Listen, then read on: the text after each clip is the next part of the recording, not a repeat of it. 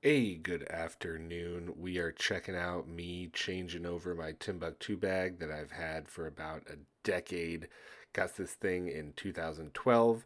This is the old style that they don't really make anymore, where the laptop had this like fold open case kind of in the back, and that was to be able to get on TSA flights before TSA pre-check was a thing. From back in those retro days, your suitcase handle fit through here, so this thing has been on and off planes with me all over the place, and really has just been an unbelievable everyday carry. This is about the only damage I have on the whole thing, and then the buckles have broken at some point. So, really cannot be more happy with this bag, and very excited to have a new custom one my wife got me for Christmas to have as the new EDC.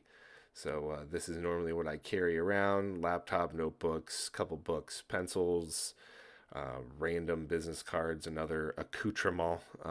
The biggest difference, as you can see, is the width of the bottom and the base of the bag, which I'm pretty excited about.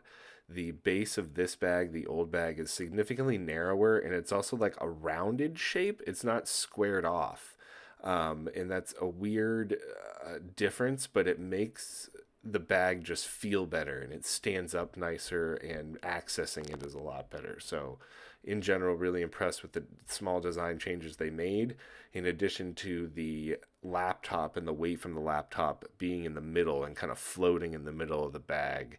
It seems really interesting to feel the weight difference and the weight distribution difference. So the laptop case itself seems to be very robust, and has these like geometric rubberized shields, if you will, and they seem to keep and adopt most of the same minor pockets and zippers and organizers and things from the old bag into this new bag. So the material as itself is also the same, like really canvasy, fire hosey type material. And this one came with this new extra sort of counterweight strap that I'm pretty excited to try out on my bike and then while we travel. So this is us packing it up, and the bag is ready to go for hopefully another decade. Thanks for watching.